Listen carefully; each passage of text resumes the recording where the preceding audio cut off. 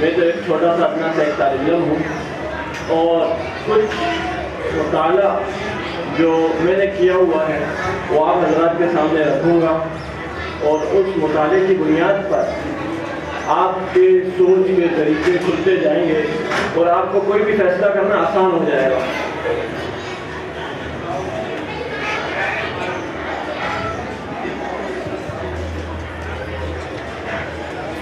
اعوذ باللہ من الشیطان الرجیم، بسم اللہ الرحمن الرحیم۔ وذکر فإن الذکریٰ تنفع المؤمنین، قرآن مجید کی آیت ہے، آپ نصیحت فرماتے رہیے، بے شک نصیحت کرنا مومنین کو فائدہ دیتا ہے۔ تو اس آیت کو مد نظر رکھتے ہوئے میں اپنی بات کی ابتدا کروں گا۔ ایک روایت پیش کروں گا،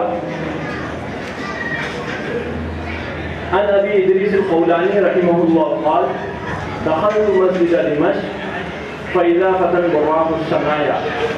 ابو ادریس خولانی رحمہ اللہ سے روایت ہے، وہ فرماتے ہیں دخلت مسجد دمشق، میں دمشق کی جامع مسجد میں داخل ہوا، فاذا فتى براق السمایا، میں نے ایک نوجوان دیکھا جس کے دانت چمک رہے تھے، وَإِذَا النَّاسُ مَعَهُ، اور مجمع اس کے ارد گرد حلقہ لگائے بیٹھا ہوا تھا، فَإِذَا اخْتَلَفُوا فِي شَيْءٍ، جب بھی وہ کسی چیز میں اختلاف کرتے، فَصَدَرُوا عَنْ رَأْيٍ، تو اس کے بارے میں رائے معلوم کرتے کہ وہ کیا کہتے ہیں، فَاسْنَدُوا إِلَيْهِ فَصَدَرُوا عَنْ رَأْيِهِ فَسَأَلْتُ عَنْهُ، تو میں نے جو ارد گرد کا مجمع تھا ان سے پوچھا کہ صاحب کون ہے، فقیلا، تو مجھے کہا گیا هذا معاذ بن جبل رضی اللہ عنہ، یہ حضرت معاذ بن جبل رضی اللہ تعالیٰ عنہ ہے، یہ تابعی ہے۔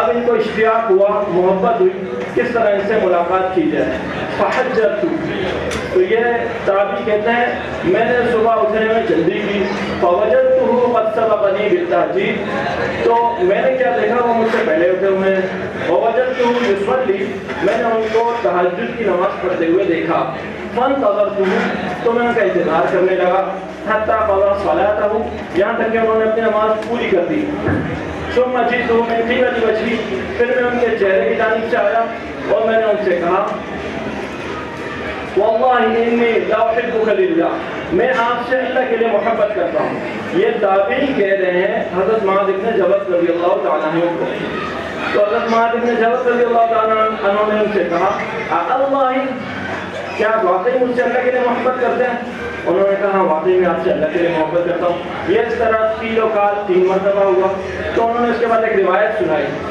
اور فرمایا وجبت محبتی للمتحابین فی، اللہ تعالیٰ کی محبت واجب ہوتی ہے اس شخص کے لیے کہ جو اللہ کے لیے محبت کرتا ہو، والمتجالسین فی، جو اللہ کے لیے بیٹھتا ہو، والمتزاورین فی، جو اللہ کے لیے ایک دوسرے کی زیارت کرتا ہو، والمتبادلین فی، اور اللہ کے لیے خرچ کرتا ہو۔ تو ہمارا مقصد تو بھائی اللہ کو ہی حاصل کرنا ہے، ہماری یہاں زیارت کا مقصد، ہمارا میل ملاپ یہ جس طریقے سے بھی ہو رہا ہے، یہ صرف ایک بنیادی وجہ یہ اللہ کی ذات کو مد نظر رکھتے ہوئے اور ہمارے مسلمان بھائیوں کو، ہماری جماعت کے لوگوں کو ہماری ذات سے کتنا فائدہ پہنچ سکتا ہے وہ زیادہ سے زیادہ فائدہ مد نظر رکھتے ہوئے آج ہم یہاں پر جمع ہوئے ہیں۔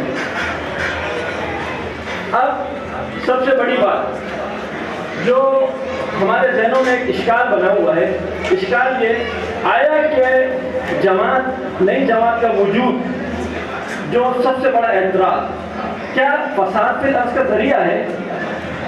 آپ یہ سوچ رہے ہو پہلے سے ایک جماعت موجود تھی، یہ کیا وجہ ہوئی دوسری جماعت بنانے کی؟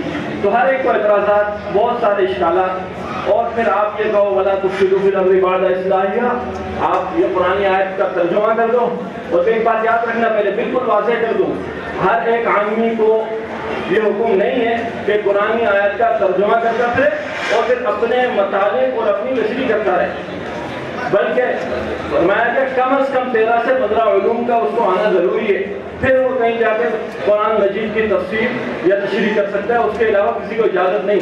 اب چلے جس کا ترجمہ پڑھ لیا وہ خود سے آ کے ترجمہ شروع کر دیتا ہے اور ہم پر حکم لگانا شروع کر دے کہ تو فساد کا ذریعہ بن رہا ہے۔ تو اس طرح نہیں ہوتا بھائی، اس طرح نہیں ہوتا۔ اب تاریخ کا طالب علم، میں آپ کو پیچھے لے کے جاتا ہوں، تاریخ کا طالب علم یہ بات سوچنے پر مجبور ہے یہ فساد آیا کہ دنیا کے اندر جتنی تقسیمات ہوئی آیا کہ ساری کی ساری فساد سے کا ذریعہ ہے یا یہ تخریب کا ذریعہ ہے یا یہ مستحسن ہے اور محمود ہے؟ جب ہندوستان پورا مقبوضہ علاقہ ہو گیا تھا 1803 میں سب سے پہلا فتویٰ علماء ہند کی طرف سے جاری ہوا کہ جہاد کا 1803 میں، اور یہ فتویٰ جاری کرنے والے شاہ ولی اللہ محدث دہلوی کے سب سے بڑے صاحبزادے شاہ عبدالعزیز رحمہ اللہ تھے 1803 میں۔ پھر اس کے بعد کیا ہوا، چھوٹے چھوٹے کلیش ہوتے رہے، مسلمان ان کے مقابلے میں آتے رہے۔ 1831 میں جو ہے وہ مولانا سید احمد شہید بالا کوٹ کے مارکے میں شہید ہوئے، شاہ اسماعیل شہید بالا کوٹ کے مارکے میں شہید ہوئے، شہادتیں ہوتی رہیں، سلسلے چلتے رہے، اور جو ہے کرتے کراتے کوئی مالٹا کی جیل میں چلا گیا، کوئی کالا پانی کی جیل میں چلا گیا، سب یہ سلسلے چلتے رہے۔ پھر اس کے بعد کانگریس کا وجود ہوا۔ آپ کو سب کو پتہ ہے کہ تھوڑی سی میں یاد دہانی کروا رہا ہوں اور کچھ بھی نہیں ہے، سب کو یہ باتیں پہلے سے پتہ ہے۔ کانگریس کے صدر مولانا ابوالکلام آزاد، نابغہ روزگار شخصیت، ایسی شخصیت سینکڑوں یا ہزاروں سالوں میں جنم لیتی ہے۔ اس قدر اللہ تعالیٰ نے ان کو نوازا ہوا تھا، ہر فن مولا کانگریس کے صدر تھے، کانگریس کے۔ اور پھر ہمارے جو مسلمان تھے وہ برٹش کو نکالنے کے لیے کانگریس کی تائید کر رہے تھے۔ اب اس کے بعد کچھ ہمارے مسلمانوں کے ذہن میں آیا یہ سلسلہ تو اسی طرح چلتا رہے گا، آزادی تو مل نہیں سکتی۔ پھر چاہے علامہ اقبال کا جو ہے وہ منشور کہہ لو یا قائد اعظم کی محنت کر لو، اس کے بعد لوگ ان کے ویژن پر آئے اور پھر ایک اور انڈیا مسلم لیگ بنی۔ اب آپ یہاں پر دیکھو دو دڑے بن گئے، یہاں پر بھی علماء حق کے، یہاں پر بھی علماء حق کے۔ وہاں پر تائید کس کی ہے؟ شیخ الاسلام جو مولانا حسین احمد مدنی، مفتی کفایت اللہ، اور یہ اتنے بڑے بڑے کبار یہ کانگریس کے حامی تھے۔ اچھا، اور انڈیا مسلم لیگ قائد الرحمان اشرف تھانوی صاحب کے پاس تائید کے لیے انہوں نے تائید کر دی۔ اس کے بعد مولانا شبیر احمد عثمانی رحمہ اللہ ان کو اور مفتی شفیع صاحب ان کو ساتھ کر دیا۔ اور پھر اس کے بعد آپ کے سامنے جہاں میں اور آج آپ کے تشریف فرمائے تو یہ پاکستان مورد وجود میں آیا۔ تو یہ بھی تقسیم ہے، آپ تقسیم در تقسیم، تو کوئی بھی تقسیم تخریب کے لیے نہیں ہوتی، پہلے یہ بات ذہن میں رکھیں۔ آپ یہ کہو کہ تقسیم جو تخریب کے لیے ہوتی ہے یہ اس طرح نہیں ہے، بلکہ تقسیم کہیں وہ محمود اور مستحسن بھی بن جاتی ہے۔ اور اس کی مثال آپ کے سامنے میں جیسے واضح کر چکا ہوں، تو سب سے پہلا جو ایک احتمال ہمارے ذہن میں آ رہا ہے، اس احتمال کو آپ خود سوچ کر اور بغیر کسی کہ وہ طوطے کی طرح رٹے رٹا سبق پڑھانا وہ نہیں کہہ رہا میں، بلکہ آپ سوچوں کی رائے ہموار کریں اپنے لیے، اور پھر اس کے بعد فیصلہ کریں آیا کہ یہ فیصلہ درست ہے کہ نہیں۔ تو تقسیم کا ہونا یہ ضروری نہیں کہ نقصان کے لیے، بلکہ یہ فائدہ مند بھی ہو سکتی ہے۔ اور اس طرح آپ نے دیکھا جب یہ پاکستان کا وجود ہوا تو یہ جو ہے آپ کے سامنے ہم کو کتنے سارے کام آسانی سے کر سکتے ہیں اور جو وہاں کے لوگ نہیں کر سکتے۔ اچھا، اب آیا کہ تقسیم صرف ملکوں کی نہیں ہوتی بھائی، تقسیم تو جماعتوں کے اندر جماعت بھی ہوتی ہے۔ سیاست میں آ جائیں، چاہے مذہبی جماعتیں ہوں چاہے لسانی جماعتیں ہوں، تینوں طرح سے آپ مذہبی جماعتوں کو لے لو، سب سے پہلے کیا کہتے ہیں یہ جمعیت علماء ہند پورے ہندوستان میں تھی، ایک مذہبی جماعت۔ اور اس وقت جو تقسیم سے پہلے یہاں پر ہمارے جو سندھ کا ایریا تھا یہاں پر ایک جماعت کہلاتی تھی جمعیت علماء سندھ۔ آپ نے نام کی بعضوں نے سنا ہوگا، کافی نے سنا بھی نہیں ہوگا۔ تو جمعیت علماء سندھ یہاں ہوتی تھی، جمعیت علماء ہند وہاں ہوتی تھی۔ اچھا، جب پاکستان وجود میں آ گیا تو یہ جمعیت علماء جو ہند تھی، اب وہ جو افراد پاکستان ہجرت کر کے آ گئے، اب یہ حضرات جمعیت علماء اسلام کے نام سے جماعت کی تشکیل دی گئی۔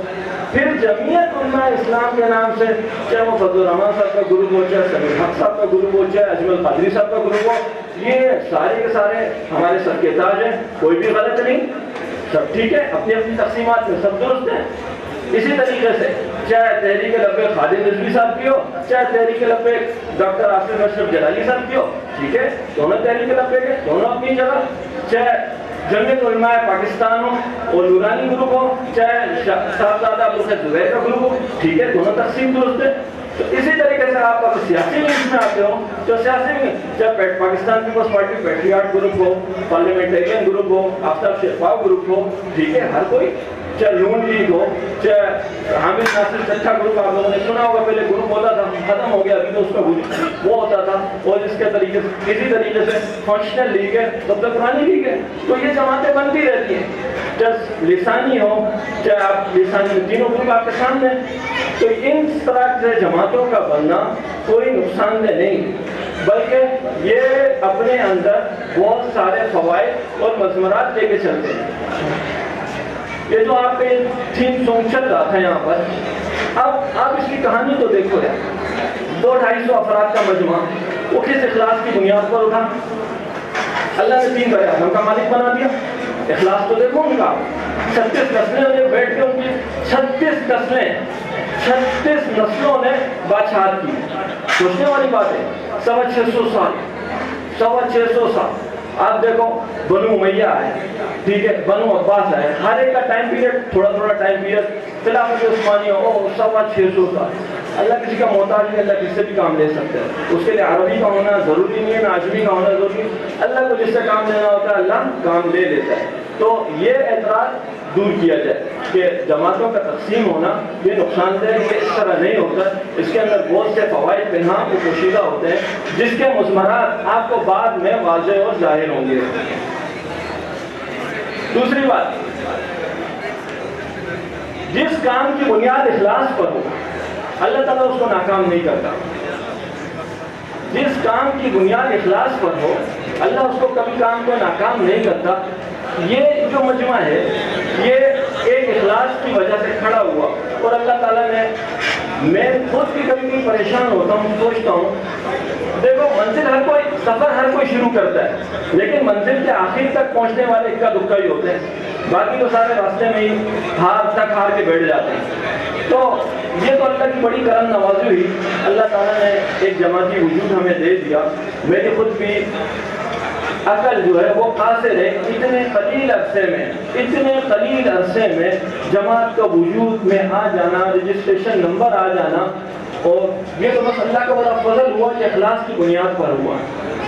اور یہ جو ہمارے ساتھی ہیں ان کی انتھک محنت پر ہوا. اور سب سے پہلے تو میں کریڈٹ دیتا ہوں ہمارے صدر صاحب کو، اور جو یہ کابینہ ہے ان کو بہت کریڈٹ دیتا ہوں.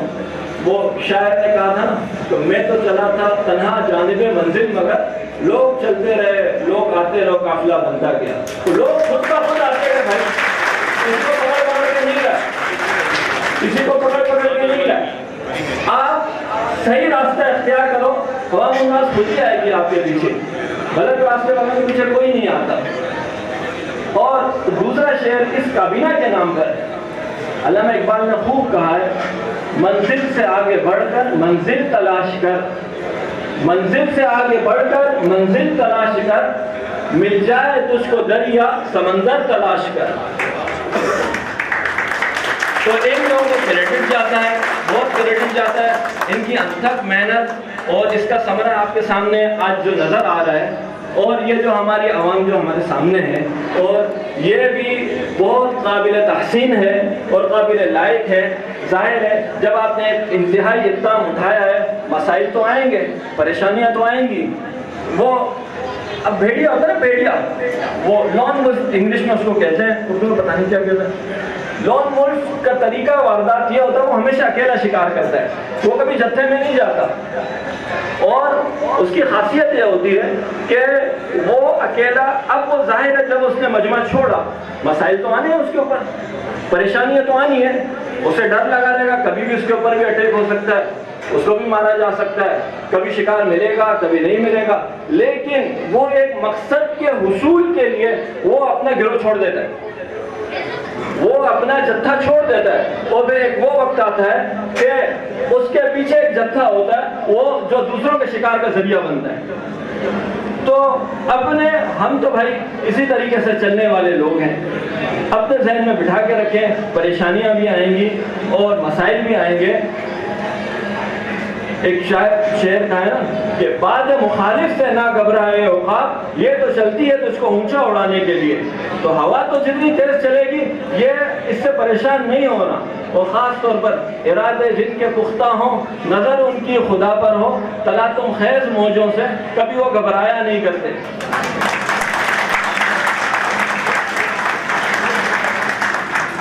باتیں تو بہت ہیں، وقت قلیل ہے.